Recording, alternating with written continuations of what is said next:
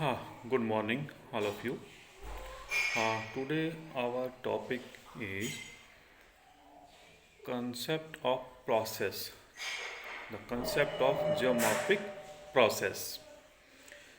Geomorphic process leave their distinctive imprints upon landforms, and each geomorphic process develop its own characteristics assembles of landforms.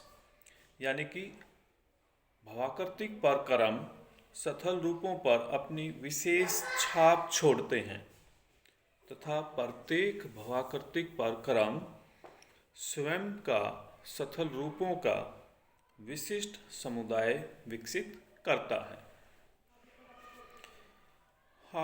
Geomorphic process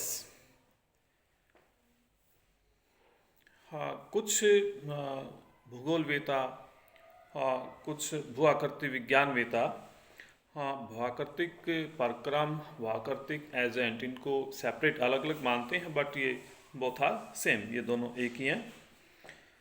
तो इसमें हम देखते हैं कि जो भूआकृतिक परक्रम हैं उसमें पृथ्वी के सतह के ऊपर जो वायुमंडल के द्वारा वायुमंडल से उत्पन्न जो होते हैं एक्सोजीनियस प्रोसेस, उसमें क्या है कि वायुमंडल के द्वारा जो चीज़ें हैं वो इन्वॉल्व रहती हैं, तो इसे हम डायनामिक प्रोसेस भी कहते हैं। तो इसमें जैसे फेल्युअल प्रोसेस हैं, नदी के द्वारा, पवन के द्वारा, ग्लेशियर के द्वारा, जल के द्वारा, तो इसमें क्या है कि डायनामिक सी वेव, सी करंट्स वो सभी इन्वॉल्व होती हैं। तो ये डायनामिक प्रोसेस है क्योंकि इसमें जो मटेरियल है वो एक स्थान से दूसरे स्थान पर वो ट्रांसफ़र होता है। सेकंड है पृथ्वी के अंदर उत्पन्न होने वाले इंडोजीनियस यानी कि जो पृथ्वी है उसके अंदर डायस्ट्राफिज्म यानी कि जो अंतर्जात बल हैं, तो उसमें डायस्ट्राफिज्म, वॉल्केनिक एक्टिविटीज़। तो फर्स्ट में क्या है, एक्सोजीनियस यानी कि जो क्लाइमेट के द्वारा है। दूसरा है इंडोजीनियस, उसमें क्या है कि पृथ्वी के अंदर से जैसे माउंटेन की फॉर्मेशंस होती हैं, वॉल्केनो इरप्ट होते हैं। और नेक्स्ट है इसमें एक्स्ट्रा टेरेस्टेरियल्स, इसमें मेटॉइड्स आते हैं। तो ये सभी ये प्रोसेस जो है वो तीन तरह से हैं। तो अब इसमें क्या है कि फर्स्ट जो है एक्सोजेनियस और इंडोजीनियस सेकेंड। तो इंडोजीनियस में क्या होता है कि उसमें डिफरेंट रिलीफ की फॉर्मेशन होती है, और एक्सोजीनियस क्या है कि उसका लेवल करता है, उसको डाउन लेवल में लेके आता है, उसका एक निम्नीकरण करता है। तो इसमें ये जो प्रोसेस है वो दो तरह से होता है, एक डिग्रेडेशन और एक एग्रीडेशन। डिग्रेडेशन में यानी कि जो माउंटेन्स की फॉर्मेशन हो गई, माउंटेन बन गई, इवोल्यूशन हो गया, तो उसके बाद उसका डेनुडेशनल प्रोसेस के द्वारा वो अप टू डाउन यानी कि लेवल जो है वो up to down. Second aggradation, उसमें क्या है deposition, level down to up, level up होता है उसमें। तो इसमें एग्रीडेशन में लेवल अप। अब इसमें है types of geomorphic process, exogenous, planation, gradationals, denudational process. तो फर्स्ट जैसे इसमें डिग्रेड होता है, जैसे weathering, mass moment of rocks, erosion by fluvial, नदी के द्वारा बहता हुआ जल, उसके द्वारा भूमिगत जल, तरंग धारा, सी वेव्स, वायु, हिमानी, पेरीग्लेशियर, इन सब से। सेकंड है एग्रीडेशन। तो एग्रीडेशन में भी वही है, बहता जल, भूमिगत जल, तरंग, वायु और ग्लेशियर। तो इसमें इंडोजीनियस में डायस्ट्राफिज्म और एपियोजेनेटिक, ओरोजेनेटिक, और third is extra terrestrials process. Next इसमें मैकेनिज्म ऑफ प्रोसेस, यानी कि जो प्रोसेस है उसका क्या मैकेनिज्म है, वो कैसे उसका कार्य करता है, क्या उसकी क्रियाविधि है। तो इसमें ये 3 फेज वर्क है। इसमें इरोजन होता है, ट्रांसपोर्टेशन होता है और डिपोजिशन होता है। तो 3 फेज में ये वर्क करता है। तो इसमें इरोजनल वर्क जो है उसमें कोरोजन, अपक्षारण, यानी कि जो रॉक्स हैं, रॉक्स के कांटेक्ट में जैसे वाटर आता है तो उसमें जो रॉक्स के अंदर जो मिनरल्स होते हैं तो वो सॉल्यूशन हो जाता है, वो घुल जाते हैं, तो उससे रॉक्स जो है वो कमज़ोर हो जाती हैं और सॉल्वेंट एक तरह से उसमें बनता है। तो वो जो रॉक्स हैं और एक तरह से वाटर है, तो कांटेक्ट टाइम जो है उसके ऊपर वो डिपेंड करता है। तो कार्बोनेट इसमें बनते हैं, कार्बोनेटीकरण उसका हो जाता है। तो सस्पेंशन पोजीशंस में जो है वो सॉल्युबल जो है वो मिनरल्स हैं वो घुल के उसके साथ में फ्लो कर जाते हैं। तो ये क्या है, कोरोजन, ये मैकेनिज्म है इसमें। सेकंड है कोरेजन, अपघर्षण। तो इसमें क्या है कि इरोजनल टूल्स होते हैं। तो इरोजनल टूल्स में कॉबल्स हैं, पेबल्स हैं, सैंड्स हैं। तो अब जो इरोजनल टूल्स हैं तो उसकी एंगुलरिटी क्या है, उसका साइज़ क्या है, उसकी क्वांटिटी क्या है, तो ये उसके ऊपर डिपेंड करता है। यानी कि उसका कैलिबर, वो कितना नुकीला है, कितना बड़ा उसका साइज़ है, तो वो उसी मात्रा में फिर वो इरोजन जो है वो करता है। तो इसमें रिवर्स हैं जैसे, तो नदी अपघर्षण के द्वारा जो वैली है और जो किनारे हैं, जो उसकी तली है, तो उसमें काफ़ी ज़्यादा वो अपर्दन करते हैं।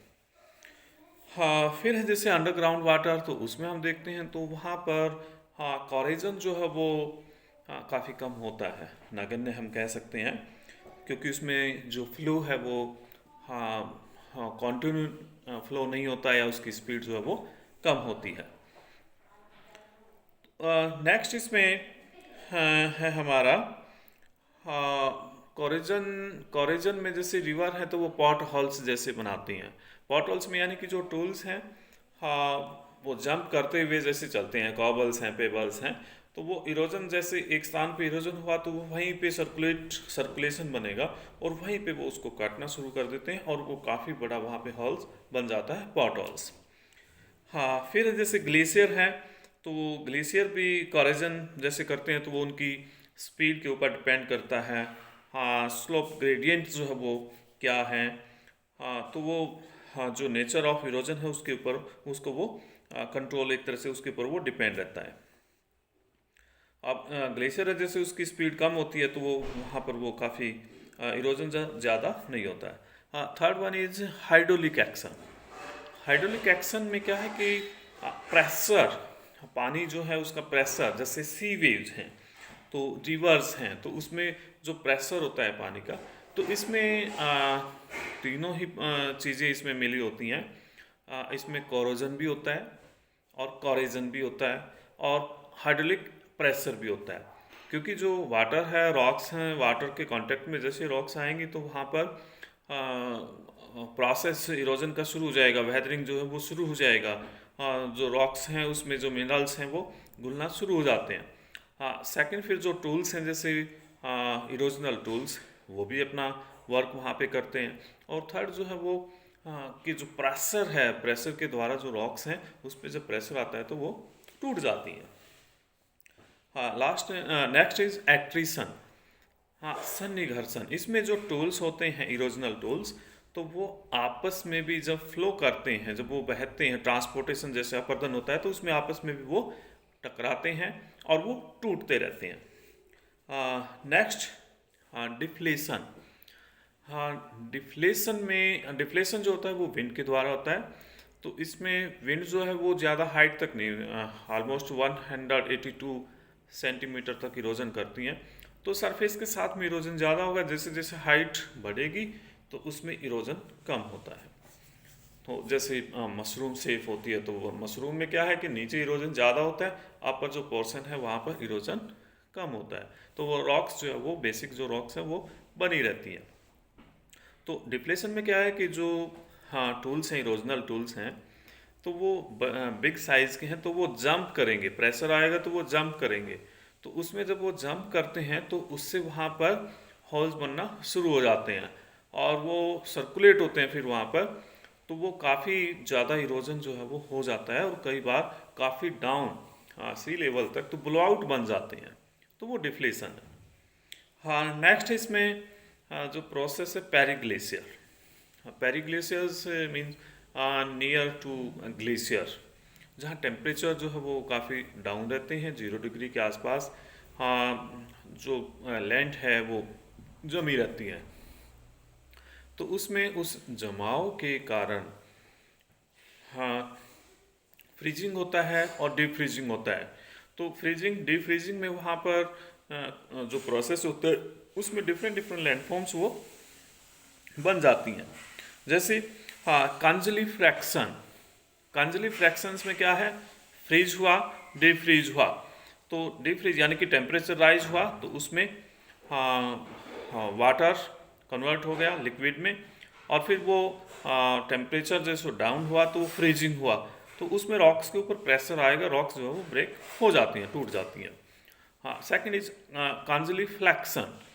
कांजली फ्लैक्शन में क्या है कि फ्रीजिंग डीप फ्रीजिंग, तो उसमें कुछ जो मटेरियल है जो डेब्रीज है, जो मलबा है, वो फ्लो कर जाता है, transport one place to other place transfer हो जाता है। हाँ, नेक्स्ट इसमें फ्रोस्ट हीव। फ्रोस्ट हीव क्या होता है कि इसमें जो रॉक्स हैं, रॉक्स के बीच में गैप है तो वहाँ पर पानी जो है वो फिल हो जाता है और डे टाइम में, यानी कि जब टेम्परेचर जिस भी समय पे टेम्परेचर राइज करता है और टेम्परेचर जब फ्रीज होता है, यानी कि टेम्परेचर लो होता है, फ्रीजिंग जब होता है, तो उसमें क्या है कि आइस जब जमेगा तो उसमें आयतन बढ़ेगा, साइज वो बढ़ता है, तो उसमें एक्सपेंशन होता है। तो उसमें जो रॉक्स हैं वो ऊपर की तरफ उठ जाती हैं, तो उसमें जो है वो फ्रॉस्ट हीव। ऐसे ही नाइवेशन। नाइवेशन में क्या है कि ये एक तरह से आइस पैच है, बहुत बड़ा आइस पैच, और उसमें आइस पैच जो है वो काफ़ी फ्रीज डीप फ्रीज उससे हॉल बन जाता है। तो हॉल बनने से यानी कि वो कुछ मीटर से लेके कुछ किलोमीटर तक इसमें हॉल्स बन जाते हैं। तो उसमें डिपॉजिट आइस जो है वो जमा होती रहती है और डीप फ्रीज होती रहती है, तो उसमें वो साइज जो है उसका बड़ा हो जाता है। तो ये इसमें इरोजनल वर्क हैं प्रोसेस में। सेकंड जो है वो ट्रांसपोर्टेशनल वर्क। इसमें ट्रांसपोर्टेशनल वर्क में जो डिफरेंट जो प्रोसेस हैं अपरदित पदार्थों का परिवहन करते हैं, तो वो उसमें फ्लोटेशन के द्वारा, तैराव, सस्पेंशन पोजीशन में और साल्टेशन पोजीशन में, ट्रैक्शन पोजीशन में और सॉल्यूशन यानी कि सस्पेंशन निलंबन लटकते हुए, साल्टेशन में वो जंपिंग करते हुए एक तरह से उछाल, और ट्रैक्शन आपस में वो टकराते हुए। तो इसमें जो जैसे सरिताएं, बहता हुआ जल है, फ्लूवियल जो प्रोसेस हैं, तो अपर्दित जल, तो उसमें कर्षण है, उछाल है, निलंबन है, वो सभी इन्वॉल्व उसमें रहते हैं। और सरिता के द्वारा जो परिवहन होता है वो यूनि डायरेक्शनल होता है, क्योंकि up to down unidirectional एक ही दिशा में उसमें होगा। अब इसमें गिलबर्ट ने जैसे दिया है कि छठी शक्ति का नियम दिया था उसमें कि नदी का वेग दुगना कर दिया जाए तो ट्रांसपोर्ट परिवहन की शक्ति 64 गुना हो जाएगी। तो इसमें जो परिवहन है उसमें कॉबल्स, पेबल्स, तो रिवर्स का स्पीड, पानी की स्पीड, वो काफ़ी उस पर डिपेंड करता है। फिर है जैसे विंड। विंड क्या है, वो मल्टी डायरेक्शनल उसमें ट्रांसपोर्टेशन होता है, क्योंकि इसमें कोई फिक्स डायरेक्शन नहीं होती। कभी ईस्ट टू वेस्ट है तो कभी वेस्ट टू ईस्ट विंड जो है वो फ्लो करती हैं।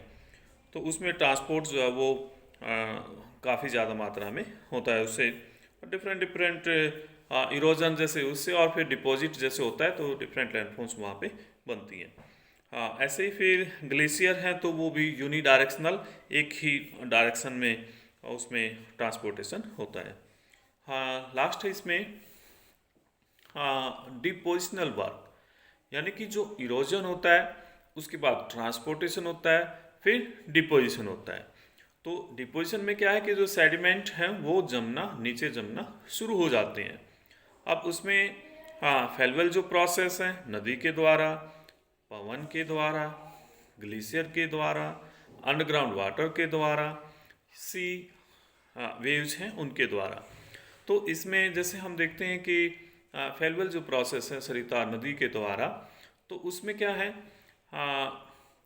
जैसे ही रिवर माउंटेन से और प्लेन एरिया में आती है तो स्पीड कम हो जाती है, तो उसमें वहाँ पर डिपोजिशन शुरू हो जाता है। उससे जैसे एलुअल फेंस, एलुअल कॉन्स, उससे आगे जैसे प्लेन मैदान, उससे और नेचुरल लीव्स, उसके प्राकृतिक तटबंध वो बनते हैं।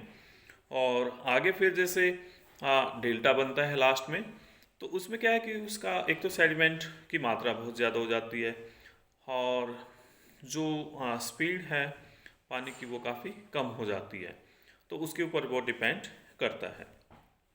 ऐसे ही जो अंडरग्राउंड वाटर है उसमें जो निक्षेपण होता है, तो उसमें वो कब होगा कि जब उसमें अवसाद जो हैं, जो अत्यधिक अवसाद हैं वो काफ़ी ज़्यादा ओवर सैचुरेटेड हो जाते हैं, तो अति संतृप्त हो जाते हैं। तो उस समय तो बड़े आकार वाले जो पदार्थ हैं उनका शीघ्र निक्षेपण हो जाता है, क्योंकि अंडरग्राउंड वाटर जो है वो उसमें स्पीड काफ़ी कम होती है। तो अब इसमें सैंड्स, सैंड ड्यून्स हैं जैसे विंड के द्वारा, तो डिपोजिशन होता है तो सैंड ड्यून्स हैं, बरखान हैं, तो वहाँ पर ऐसे फिर ग्लेशियर हैं, तो ग्लेशियर के द्वारा आउटवास हैं और टिल हैं, तो काफ़ी मॉरेन्स हैं, तो काफ़ी ज़्यादा लैंडफॉर्म जो हैं वो निक्षेपण के द्वारा बनती हैं। तो कॉन्सेप्ट है हमारा प्रोसेस। तो प्रोसेस में क्या है कि इरोजन्स हैं, ट्रांसपोर्टेशन हैं और डिपोजिशन है। तो ये हमारा इसमें आज का टॉपिक है। Thank you.